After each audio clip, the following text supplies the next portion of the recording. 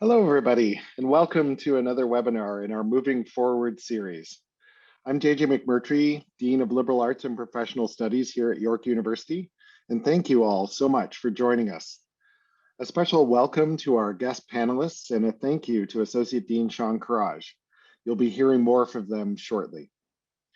So I'd like to start by acknowledging the land that we are on. This meeting is virtual, and because of that, we are not all actually gathered in the same space. York's land acknowledgement might not represent the territory that you are currently on, and I would ask, if that's the case, that you each take the responsibility to acknowledge the traditional territory that you're on and its current treaty holders. For those of you that are joining us from Canada, if you do not know the traditional treaty holders of the land that you currently occupy you can text 1-907-312-5085 with your town and province to find out. I myself am situated in the area known as Takaranto and gratefully acknowledge that I live on the territories that are where York University is situated. As a member of the York University community, I recognize that many Indigenous nations have long-standing relationships with the territories upon which York University campuses are located that precede the establishment of York University. York acknowledges its presence on the traditional territory of many Indigenous nations. The area known as Takaranto has been caretaken by the Anishinaabe Nation, the Haudenosaunee Confederacy, and the Huron-Wendat. It is now home to many First Nation, Inuit, and Métis communities. We acknowledge the current treaty holders, the Mississaugas of the Credit First Nation.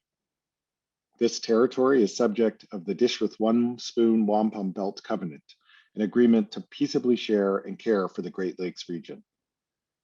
So welcome again to our guests and to everybody joining us on Zoom to the next chapter of the Moving Forward series. During this panel, we'll hear about the career journeys of 4 graduates from York's Department of English who are currently in leadership roles.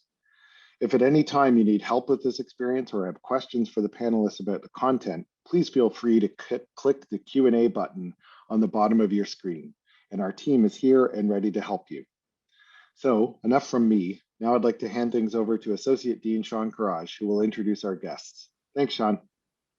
Thanks, JJ, and good afternoon, everyone. Welcome to the next installment in our Moving Forward series, where we speak with alumni from our different programs in the Faculty of Liberal Arts and Professional Studies to learn about the careers that they're in today, how they got there, and to be able to ask them questions about their experiences.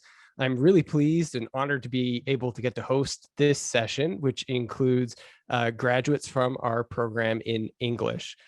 So all of the panelists who you're going to see today graduated with bachelor's degrees from English and have now ended up in a variety of different careers, which we're going to learn about this afternoon. So why don't we start with some introductions, and I'll introduce you first to Kirsten Manley-Casimir, who is the acting legal director in the Indigenous Justice Division at the Ministry of the Attorney General. Hi, Kirsten. Hi, Sean. I'd like to just quickly acknowledge the words that the Dean started with, because I think it's really important for us all to think about our responsibilities under treaties to Indigenous communities who have taken care of the lands for so long before we have arrived. And I also just wanted to say thanks for including me on this panel. I'm really excited always to come and speak to English students and also to sit on a panel with other colleagues here that who have done so much with their English degrees over the course of their career. I have the honor of working in the Indigenous Justice Division, as you mentioned, which is a pretty new division within the Ministry of the Attorney General for Ontario, aimed at repairing the relationship between the justice system and Indigenous communities. So it's a big mandate. Over 80% of the staff in our division are Indigenous people with lived experiences of the ways that the justice system has impacted them and their communities and families. And I'm one of just a handful of non-Indigenous people that has the honor of working there. Thanks for joining us. Glad you could make it here today. Our second panelist is Lena Azu, who's Chief of Staff at Metrolinx. Hi, Lena. Hi, Sean. Thanks very much for having me. This is my second year speaking to this group, albeit virtual this year. very pleased to be here and really honored to be asked to join with my esteemed colleagues here on the panel. So I work at Metrolinx as Chief of Staff. Metrolinx is the regional transportation authority responsible for transportation infrastructure building, Go, Up, and Presto operations in the Greater Toronto and Hamilton area. And we are the kind of campus that is familiar with Metrolinx. So we're really glad to have you here, and I'm sure there's going to be plenty of questions. Our third panelist is Mike Pavkovic. Sorry, I said that wrong. Pavkovic. I got it right earlier. Mike, are you there? I am there. And don't worry, it took me until like grade 3 or 4 before I can learn to pronounce my own name. Thanks for joining us, Mike. Thank you for having me. It's been great. I think I was just going back, and this is actually, I think, my 4th session doing this. And it's been a great experience overall. It's one of those ones where I'm actually now getting feedback. I just literally got a message from someone I connected with in the 1st or 2nd session on LinkedIn, and we just connected, and they just got promoted into a new role. And it was based on one of the connections we had that we introduced each other to. So it was a great story, and it was just wonderful to hear specifically on this day. But I'll give a quick introduction. I think I finished my degree in the mid-90s, English degree.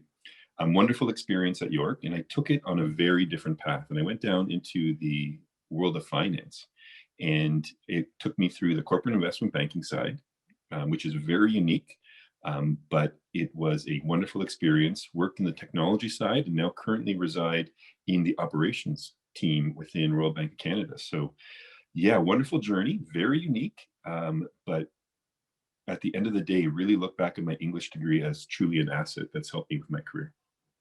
I'm really glad you could be here too. And again, the audience is hopefully starting to get a sense of the diversity of outcomes that English majors experience after they graduate. Our 4th panelist is Tamer Ibrahim, who graduated with a bachelor's degree in English and is now working at Youth Collective Impact as a manager at Laidlaw Foundation. Hey, Tamer.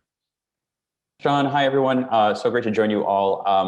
I'm really here for 2 reasons. It's just an opportunity to share a little bit about the work that we do, the work that I do, and really is to pick Mike's brain about cross-border banking. Quite frankly, I just need to figure that out a little bit more.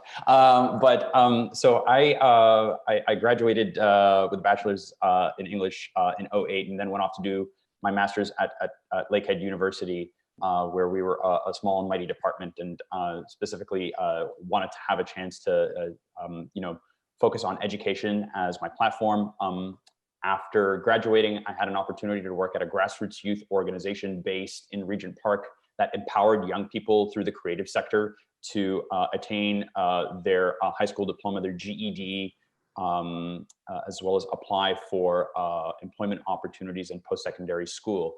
And then I got really, really interested in the systemic barriers that certain populations of young people experience when they are navigating systems that are supposed to be designed to support their well-being, and wound up at the Laidlaw Foundation overseeing the Youth Collective Impact Program, which really brings groups of organizations together to think very critically about some of the systemic barriers impacting young people, asking the big questions and saying, how can we work together very intentionally to move the needle on increasing employment for young people, increasing the graduation for young people, increasing housing for young people. And our responsibility is basically to offer workshops, coaching, and funding to be able to help groups do that very intentionally. Collaboration is very messy work. We're in the business of messy work, but we've seen some incredible milestones along the way, and happy to share a little bit more on that. But very nice to join you all.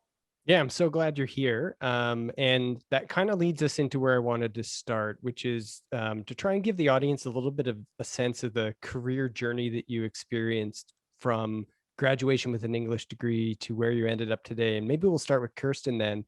If you can share a little bit about what that journey looked like for you, from finishing and holding your English degree in your hand to ending up working in the Ministry of the Attorney General. Sure.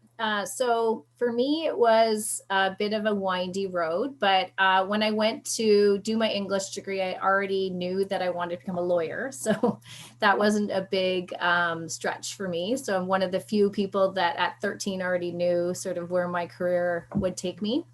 And I think that was planted as a seed from my dad's desire to always have gone to law school, but he grew up in England and he had to choose his major very early. So he chose teaching. So I did my English degree, but I also spoke with a professor in my undergrad, actually, who taught me Aboriginal public policy, a elective course that I took.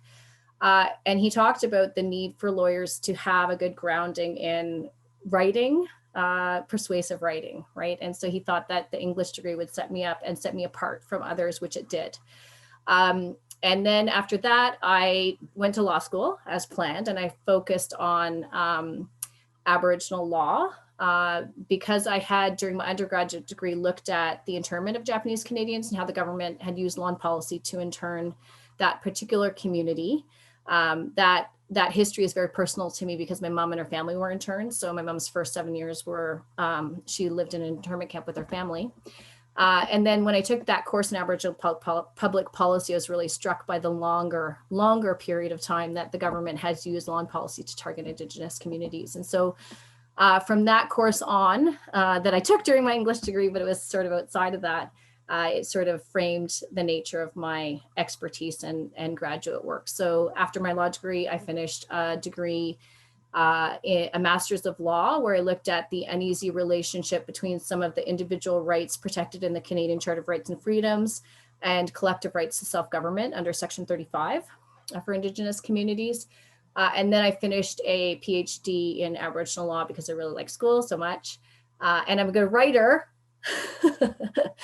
And I looked at developing a relationship-based approach to the government's duty to consult and accommodate that draws on Canadian constitutional law, Indigenous legal principles, human rights law, in order to advocate for a different and new approach.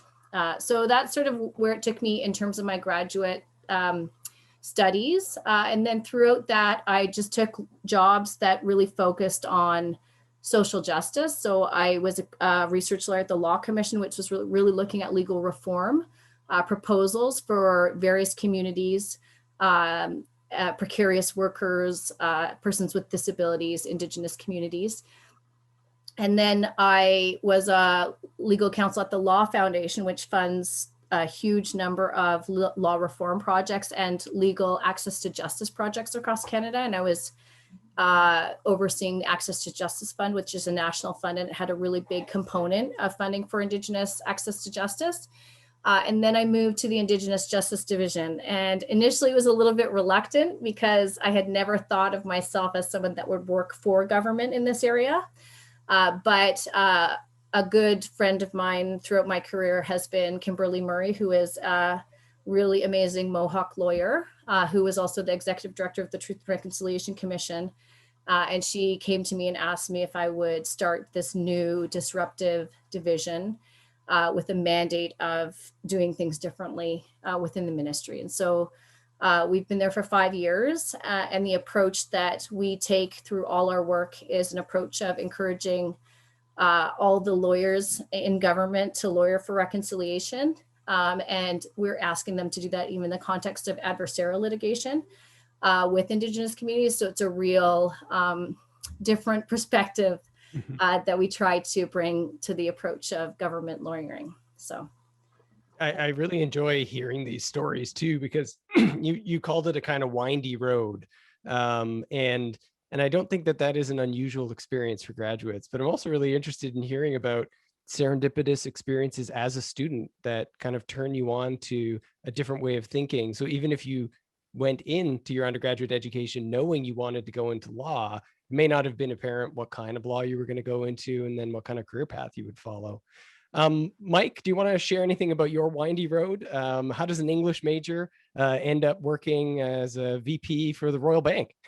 Yeah, it's an interesting story. But first, am I allowed to plug some of the other panelists? Because Kristen says she's a great writer. I encourage everyone to connect with her on LinkedIn because she does some posts that are just fantastic. I love reading them. So I have to do that plug before I start talking about myself because I really enjoy them. One thing I would say about my career is I did not have a plan when I was 13 years old. I almost laugh when I say that, because it's sort of, who has a plan other than at 13 years old? But one of the things is I had a plan of being during university, of going through the teaching route. I really saw that as something I was really passionate about. For various reasons, it just did not feel right when I graduated. And then I took that opportunity and I started working in jobs in the financial sector. And for me, the road was very interesting. And looking back now, it was very unique because my English degree did not utilize the actual learnings, but one key skill came by and gave me a lot of confidence throughout every stage of my career. And that was, simply put, the complexity that you face with as an English degree, you will never face in your corporate life. And so I remember sitting there and going, I've had to deal, part of my career was in corporate banking, which is legal documents, and I would sit with very large legal documents. Guess who was the only person that actually read it? Other than the lawyer The who wrote English it. major. Yeah. And you would sit there and I would go, it wasn't that bad. When I look at large programs on the technology side that are literally multi-million-dollar programs, large complex infrastructure builds of IT and things of that nature, nothing is complex. And one of the things that really gave me a lot of courage throughout my career was actually that, my English degree. So I've continued to be a lifelong learner. And I look at it, I did my MBA, I did work at Singularity University, I've done securities courses, etc. I do not think that would be the case if I had done something different. And I joked with one person after I met at a session, and because I mentioned the comments that I was really into the postmodernist and the English side. And I was talking with them after and said, I've yet to meet anything more complex than the writing of Jacques Derrida. And it's been a 20-year career. So you're safe. And I've had a multifaceted career in various respects. So I think for me, the biggest game changer was the ability to tackle complexity in scale that most other programs do not develop before, and really have not been intimidated by any line of work because of my English background. It's getting me thinking about the first literary criticism and literary theory course that I took, and wondering, have I actually had to deal with stuff more complicated than that? I Probably think not. It's pretty And much I think up that's there. a great thing, because once you get the confidence going through it, they can throw stuff at you and you're like, I've seen it all. And it's really allowed me to take a step and say, I may not have a computer science degree from Waterloo, but I was at the table with the technology side and adapted well and succeeded. So Lena, how about you? I don't think your career is something we would immediately think of, for a brochure for the history program, the English program. So how did your journey go? How did you end up at Metrolinx? Yeah, so similarly, I've had also that windy career. So I have a lot of similarities with Kirsten and Michael's stories. So when I was going into university, I also had the view of, I'm going to go into education and teaching. And that was my goal, was to be a teacher. And so I went through my courses and really enjoyed the various courses and professors that I had throughout my time at York. And once it was time to leap into education, and I kind of went into the classroom, similar to Mike, I realized that teaching is so wonderful, but it just wasn't for me. And so I made a really difficult decision to kind of veer off the path that I was working towards. But I used the skills and the learnings that I had, and I went into the private sector, and I worked in a little bit of like the sales world for a little bit. I then transitioned into an engineering firm. And in that job, I realized that there were a lot of I never saw myself in that technical space of, math and engineering. That was not my strong suit. at all, but there was absolutely a need for someone with my skill set to be able to take really complicated infrastructure documents and explain it in a tangible way for people who are not engineers to really understand what is happening on this site and what is happening with this work. And so from there, I moved into Metrolinx. And so I find my day-to-day right now is a lot. It really does pull on a lot of the learnings that I had through my English degree. Being able to communicate effectively, being able to take complicated issues and have them be digestible and tangible, using a lot of the writing skills and kind of evidence-based decision making, and that's really important. So when I first joined Metrolinx, I worked in the area that developed business case analysis, which is essentially, there are many things, many infrastructure projects that are required throughout the province of Ontario. What is the top list, and how do you determine taking into consideration costs and the benefits, and being able to turn something that's really intangible into something tangible? And then I moved into spaces of governance and developing governance controls and processes.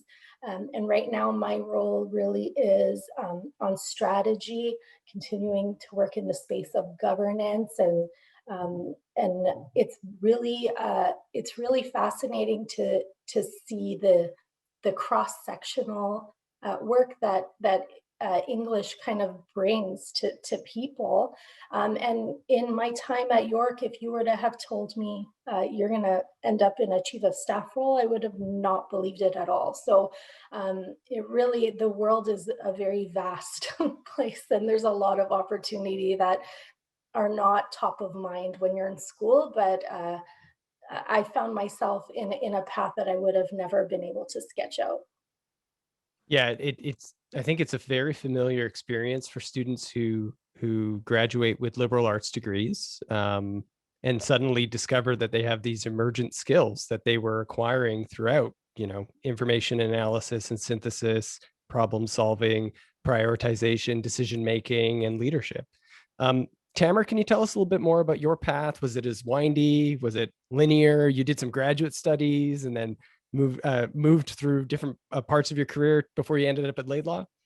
Yeah, I would say it was pretty windy. I think well, after I finished my undergrad, the only thing that I could basically put on my resume was that I wrote for Founders College's Phoenix newspaper. And there you go. Still in publication. Yeah. And I wrote an article about going to York and saving your money. But I don't know if it's out there. It probably wouldn't be online in any shape or form. But I started my career about 10 years ago, fresh out of my master's at Lakehead, which I'd completed after I'd done my undergrad at York.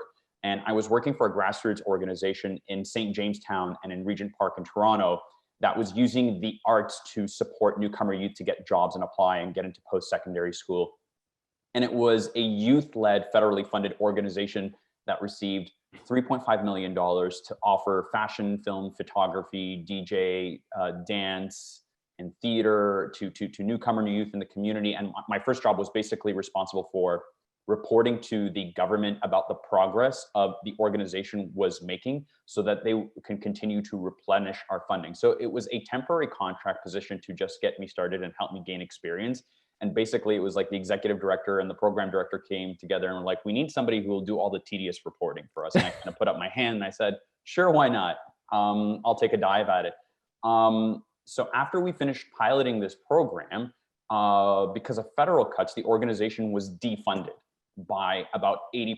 So program space was downsized, staff were laid off, and many would continue as volunteers. But there was a small group of us that felt this organization was worth having in the community. So my mentor and I, who was the director of the program at the time, and I strongly encourage everybody to connect with a mentor, said, let's use this opportunity and just really kick it into high gear and start fundraising. And so with very limited experience in large scale fundraising, that's basically what we did. And so just around that time, we received a visit from Prince Charles, the Prince of Wales, to tour our space. And he came with some very influential people like members of Parliament, Google Canada, and other major donors. And so following that meeting, we decided to pursue those donors for funding.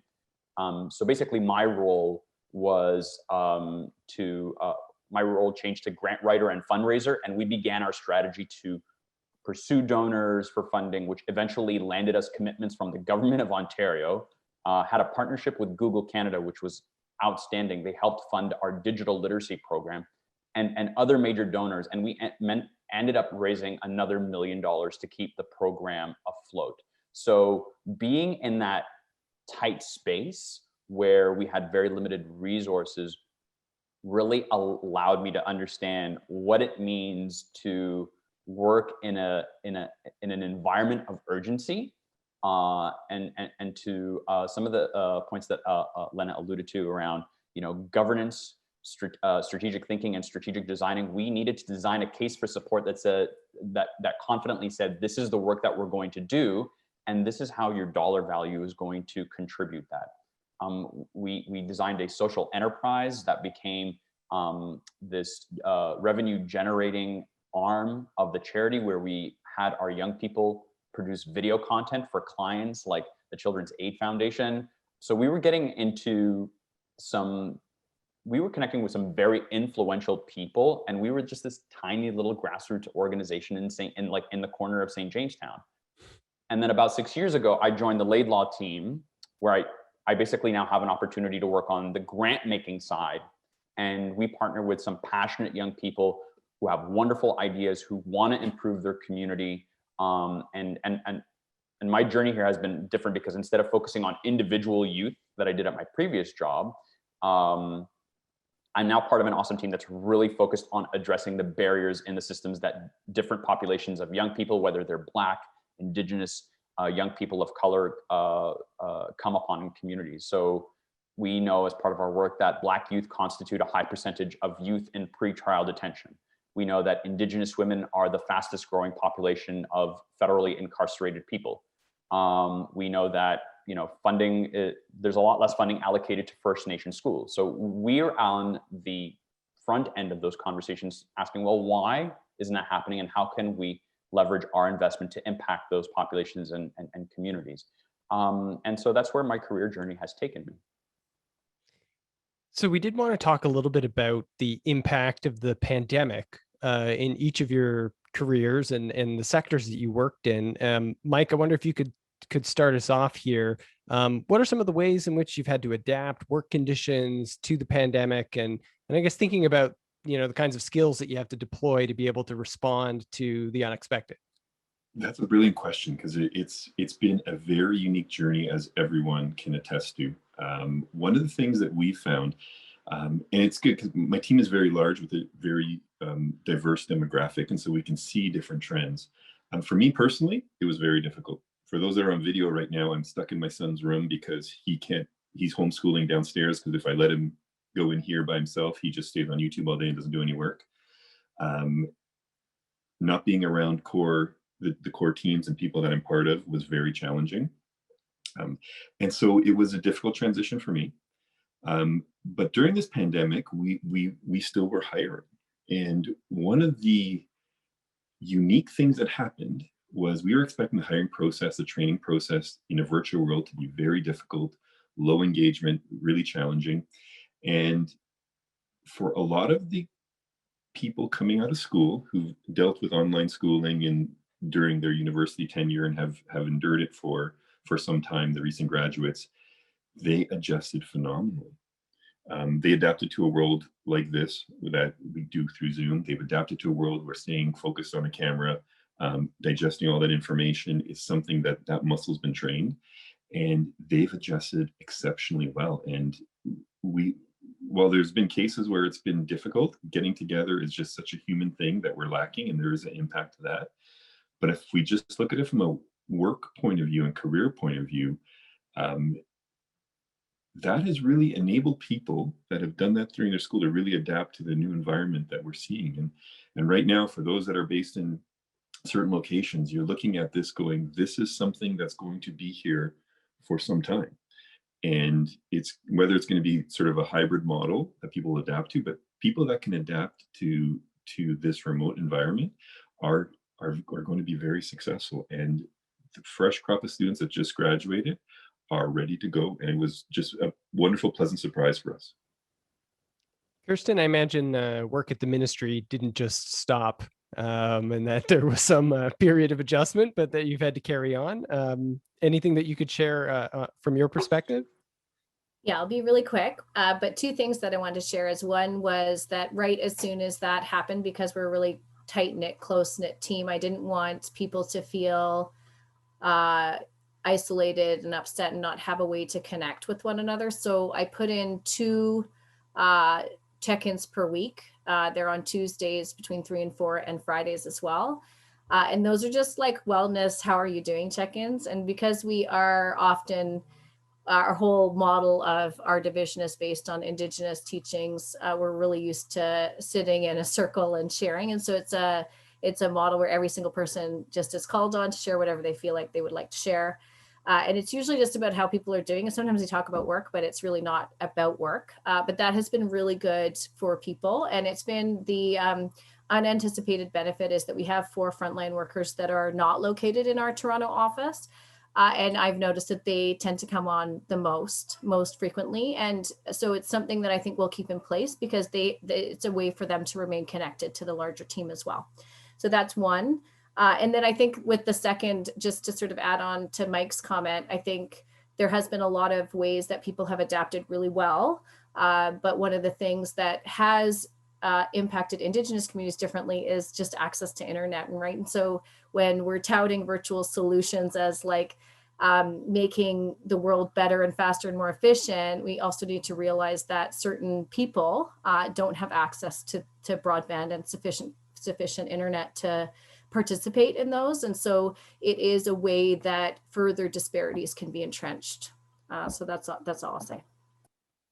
Okay, I don't know if anybody else wanted to jump in. I'm a little bit curious, Lena, how you build a light rail line through Eglinton during a pandemic. You continue to build. We are considered frontline operations, and so it's business as usual on our end. So we still have trains moving people and buses moving people and construction still happening throughout the region. But that said, we've always, as an organization, had a really strong safety culture.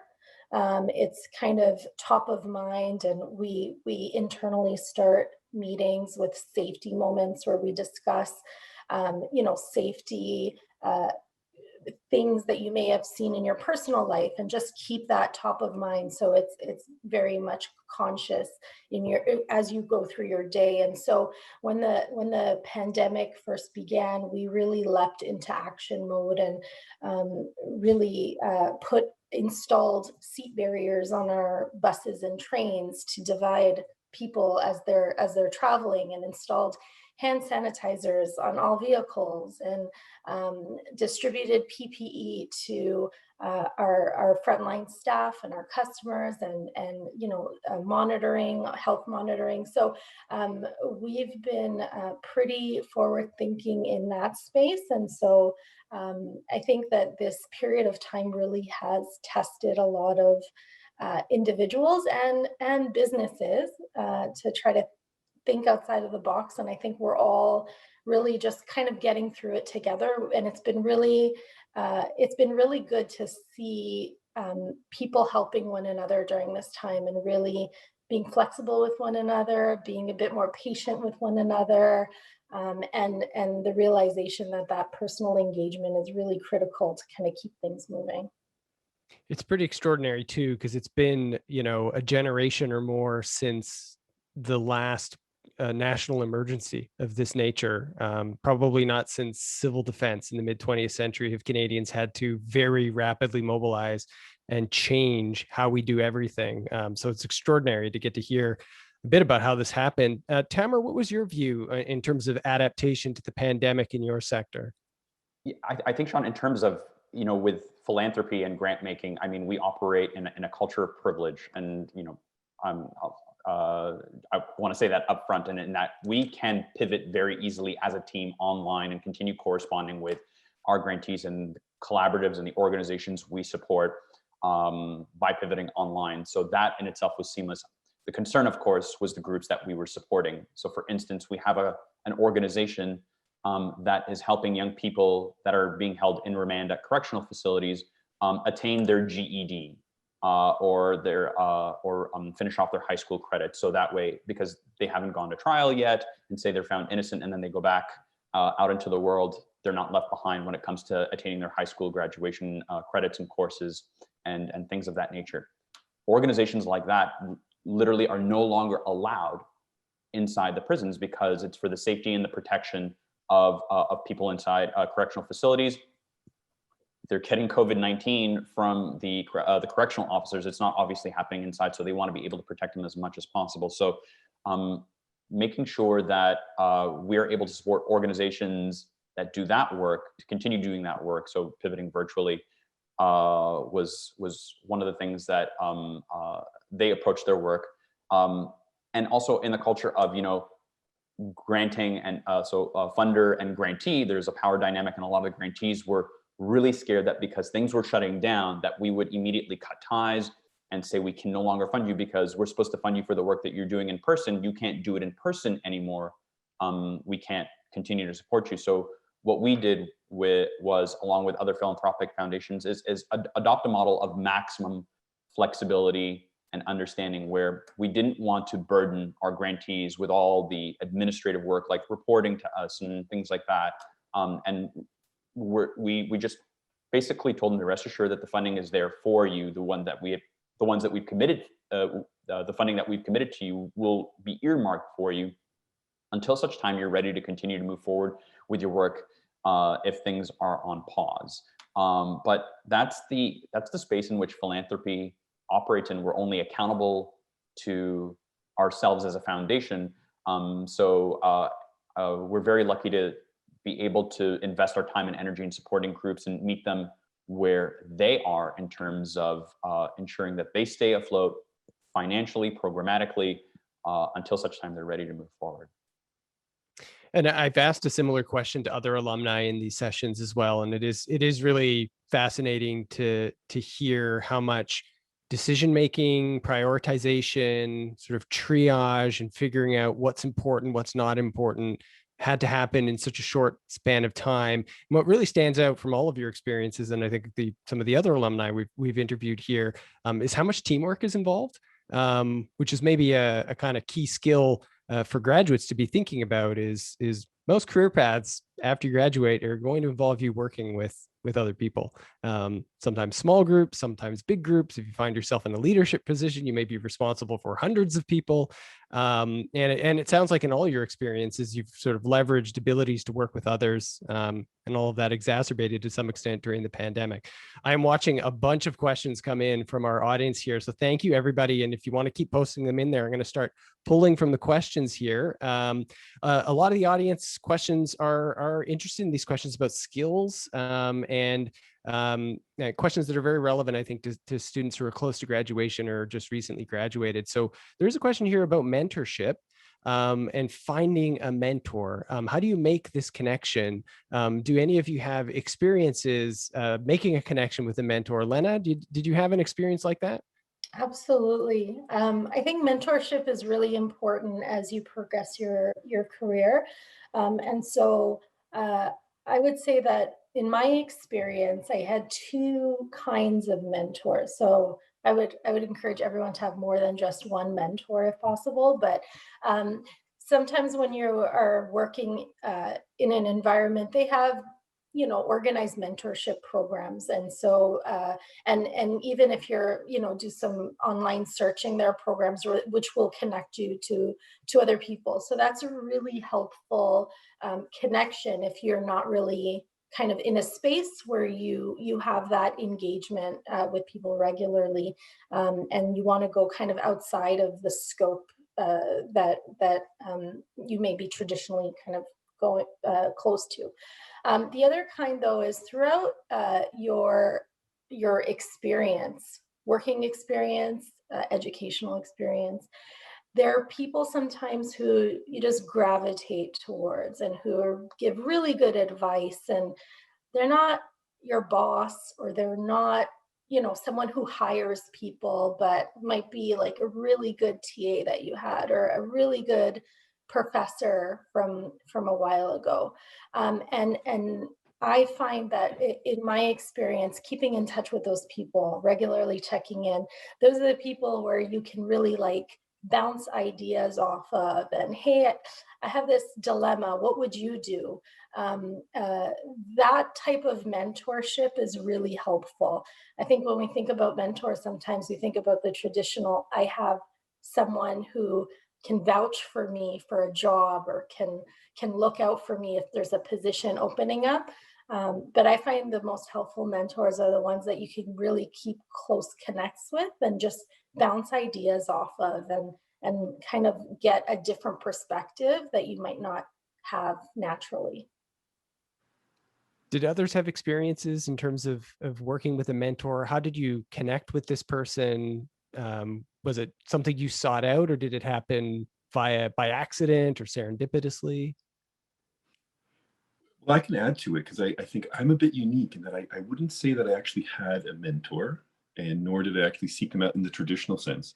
One of the things that I've found very positive, and we've done when we're hiring teams, we actually bring them in on cohorts, because that senior person, junior person mentoring relationship, always a little bit awkward. And what we found is, and in my own personal experience, is that peer, whether you call it mentoring or not, but really leveraging your peer and that network effect is probably one of the more astute things that you can do. And we've seen that effect when we bring in co-op students into our organization. We bring them in as a team, and we make sure that they have opportunities to bond together and connect that way. And that support mechanism, because they all go off and do different things, right? We're a large organization, so some may go into finance, accounting, technology, infrastructure, operations, whatever it might be. But that peer-to-peer effect is very, very powerful, and can yield a lot of opportunities, a lot of insights. And so when I look at these kind of sessions you put on, one of the biggest value adds is the people that all come together. And so I really encourage everyone to connect via LinkedIn, to make sure you reach out to the people, not only on the panel, but the people actually on the calls, because I think that becomes a very, very powerful network that really can yield a lot of opportunities. A couple more mentorship questions just popped in. I want to make sure I hit these. One attendee is asking if you should be worried about finding a mentor if you're in your first year, or should you find one after you graduate? I just want to make sure you know, don't worry if you don't have a mentor in your first year. It's totally fine. And I actually think as you start your undergraduate education, you don't know where you're going to end up by the end. And those individuals who emerge as mentors may come out of places you weren't expecting. But there are some formal places that you can kind of try to make those network connections, as Mike suggested. Connecting with alumni in your program via LinkedIn is great. The alumni office at York is another place where you can start to build those kinds of network connections, as well as our career center, and to keep an eye out for their events like this event, where you can attend, learn, and make contact with people. And then there was another question about choosing a career first and then finding a mentor, or should you find a mentor as a way to try and figure out a career path? I think I know the answer to this, but did anybody want to try to take a stab at that one?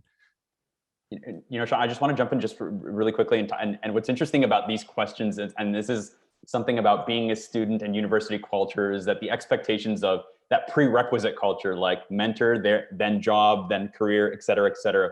No, I think you can tell very clearly from Kirsten, Michael, and Lena that it just kind of, the ebbs and flows of life just kind of get, like, they take you by surprise and you figure it out as you go along. I didn't actively look for a mentor. I stumbled across one, the executive director of the organization that I worked with, and he was gutsy. And gutsy people, like, if I gravitate towards gutsy people, just to kind of absorb them like the sponge, because I'm not as gutsy as they are. But he would like walk into the office and he's like, we have a meeting with Google in 30 minutes. I'm like, okay, I don't know Google beyond my web browser. So what do you want me to do in this meeting? And he would get these meetings, and we would have and just sitting in that space, and like, you know, going to their office and then just pitching our program idea as part of like getting them to invest as part of their corporate social responsibility arm, was just enough for me to be able to like wow, okay, so this is how this works. And I think there's, I always forget what it's called. There's is it the 100 coffees, 1,000 coffees? Yes. I forget what it's called, but it's that program where you can connect with, a mentor or somebody within a specific sector. You talk to them for 20, 30 minutes. You'd be surprised. There are a lot of people like this panel that are really open to talking about their career paths. I would say for me, mostly it's to ease some of the tension that like new graduates are probably experiencing. But there is no formula for it, and reconciling, that very didactic approach in college and university to the real world was some tension that I had when I was, going along the way. But I'd say find gutsy people to just talk to. And the other thing I would suggest is be on an advisory committee for a grant-making foundation to share your thoughts on particular work.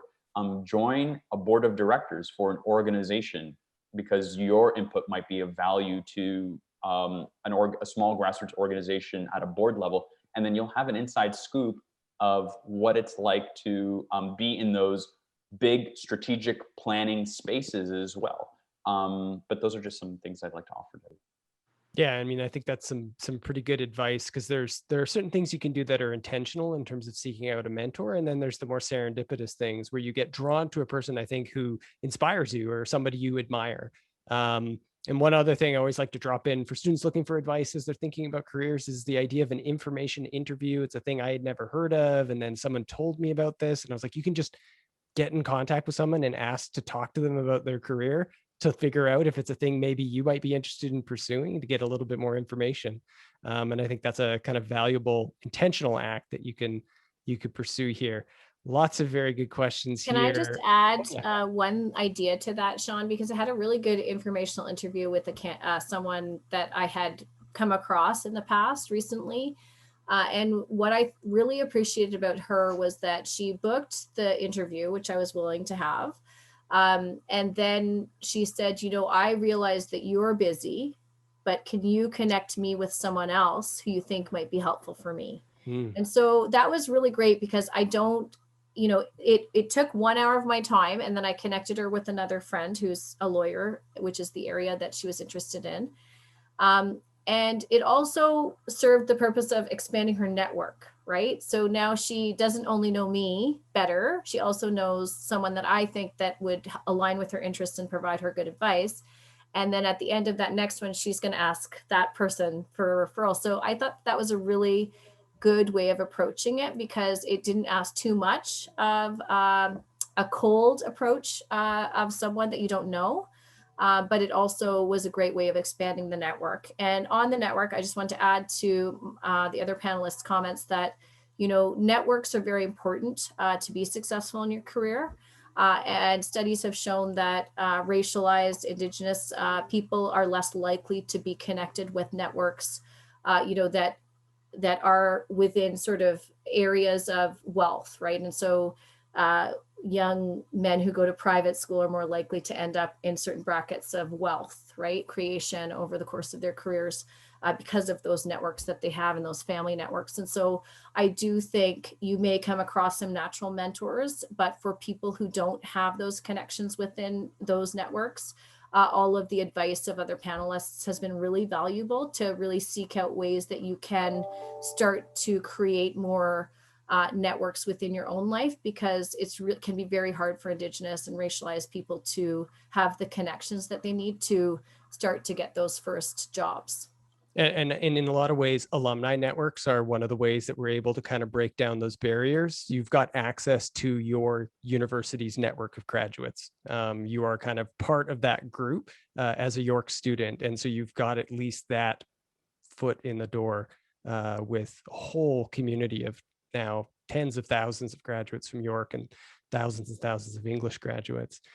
Someone wanted to know about if any of you are in positions where you're doing hiring or you're recruiting people into your organizations, do you take into consideration extra or co-curricular activities when you're hiring or recruiting graduates, beyond just what their formal training is? Do you take those kinds of things into consideration? I'll start just quickly. I think yes, but it also depends. They still have right? to be lawyers. Well, no, like if I'm looking at a resume and there's someone who is clearly an older applicant, and they may not have as many extracurricular activities, and they're an Indigenous person with lived experience, I'm not going to hold the fact that they don't have extracurricular activities against them, right?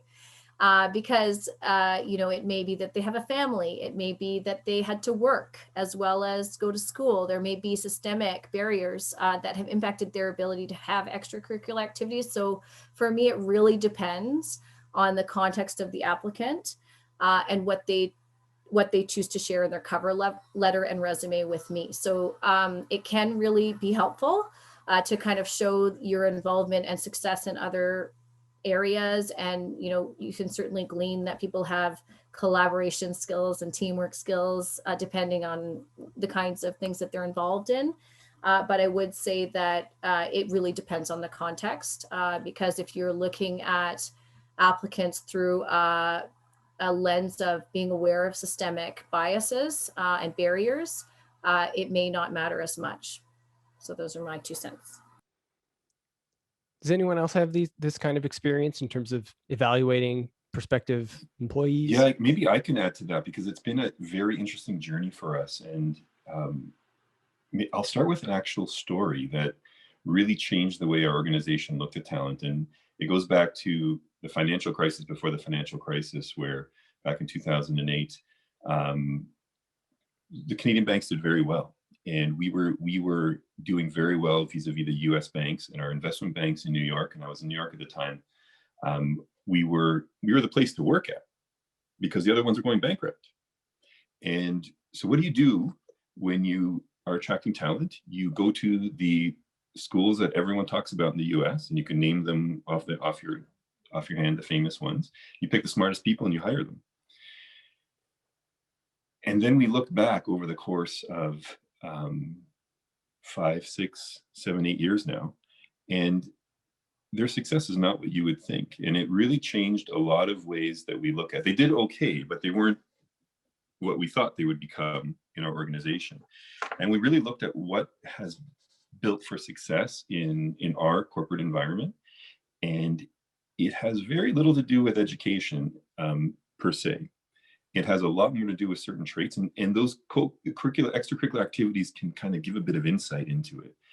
But when we look at things like resiliency, things like what I talked about earlier, that gap about no fear and complexity, tackling complex tasks, those are actually much more of a determinant. So really, when we look at, and I actually told this to a cohort, we're doing an interesting program with the Pinball Clemens Foundation, taking in a group of students that did have structural barriers to them and bringing them into our organization as a co-op and training them. And one asked, "Say, how are you going to judge me at the end of this? How do I know I passed?" And I said, "There's competency that you need with skill set, but what I'm really looking for, and what we're really looking for, is I'm looking for someone who is what I call a multiplier, who's going to not only do well, but actually increase the value and capabilities of the people around them. So they're raising themselves up by raising the people around them." Those are the things that, when you really look at it from an organizational point of view, resiliency, handling that, because it's always, things are very difficult. And you look at the situation we're in right now, complexity is everywhere, and the world is getting far more complex. And the ones that can raise people up. And so when we actually look at your resume, when we look at that piece of paper, that's what we're trying to pull out of it to really distinguish the ones that will be able to really step into the role and exceed. So as always happens in these sessions, time just starts to fly. These conversations are so interesting. And I've got a final question here that comes from a professor in the English program, Professor Lily Cho. Would like to know if the panelists had any book that they read in their English degree that stuck with them. And I assume she means not Derrida. So any non-Derrida book that stuck with you? No, Mike, if you really want to pick a Derrida book, you can. Does anybody want to start? Is there a book that kind of stuck with you from your English major? I'll start, because I thought of this. I've read the question in advance. So Professor Cho, the answer is, for me, it's Carol Shields' Swan. And that taught me about that reconstruction of history and the appropriation of voice. So that I think is a really important book.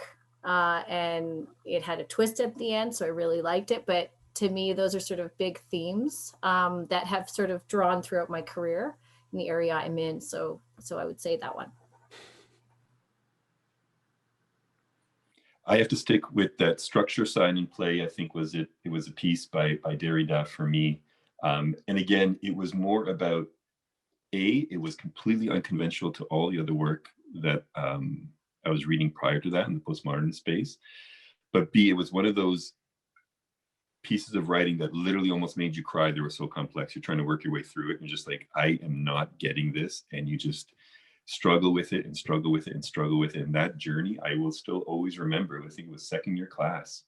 I even remember the prof that taught it at that time. But it was such a difficult piece to get through. And when I finally kind of came out the other side, it was just a refreshing, wonderful feeling to kind of endure that. Awesome. Lena?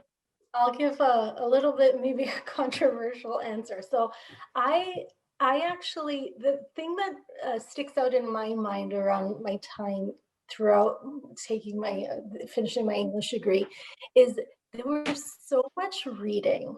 And I would have to read books that I loved and books that I didn't like so much, but I had to get through each of those books. And actually, the thing that stuck out for me was more the learning around taking something from start to end. I know that's kind of a corny answer, but it really is that regardless of how you're feeling from the first few pages, when you like seeing it through, sometimes you get surprised and you really enjoy the book. And although it wasn't part of the curriculum, in and around the time I was finishing up, I read Kite Runner, which forever stays in my head because it's just so emotional and just heavy. And I loved the writing style of it, but yeah, that's my answer. There was a lot of reading. Tamer, do you have one? Oh, it's To Kill a Mockingbird, Harper Lee's To Kill a Mockingbird for sure. Especially because of, and I know that that's a go-to novel for a lot of people, but it's very telling of the justice system, especially, you know, Atticus Finch defending Tom Robinson, and you know, Tom Robinson eventually being found guilty in a court of law is really resonates with the work that I currently do at Laidlaw in addressing some of these systemic barriers, and to try and to say, yeah, just because that there is a judicial system or a government system doesn't necessarily mean that that system has been perfected. It will marginalize certain populations and certain communities, and the work that we do as a foundation, the work that I do every day, is to ask those questions and to support those social justice advocates that are looking at those priorities and saying, okay, we are finding that Black youth, Indigenous youth, young people of color are being marginalized when it comes to when it comes to streaming in the education system, which will likely increase the dropout rate, which will likely decrease the graduation rate. Well, this is a system that's in place. Well, why is it impacting certain populations differently than it is others, and who is it in fact serving? To Kill a Mockingbird was an exemplary piece of American literature that talked about that. And the relationship between Atticus Finch and Tom Robinson, especially, though you don't see them interact so much in the book. You can see the surrounding environment in which they are in, the kind of interaction that they had in that place, right? And I will just say my book was A.S. Byatt's Possession. I read it in my first English class as an undergraduate student when I was 17 years old. And I'm not sure I would say it's my favorite novel, but it definitely stuck with me because it was the first book I read as an undergraduate student that made me go, oh boy, I'm not totally ready for this. This book is confusing me, but by the end of it, I learned what meta-narrative meant and learned more about postmodernism. So I still remember that to this day. I want to thank all of you for joining us here and sharing your experiences and your advice. And we really appreciate your time. these sessions are really important for our students and for our community. And so we're really grateful that you were able to join us here today. For those of you watching, thank you for attending. We've got upcoming webinars that will be available for you to register for. The next one is coming up on February 9th at noon, and it's called How York Alumni Are Advancing Initiatives in Black Communities. So please take the time to register and join us for that when you can. The link will be up in the chat just right now. So thank you so much for everyone for joining us, and we hope you'll be able to join us for the next installment of Moving Forward. Thanks, everybody. Thank you. Thank you So much.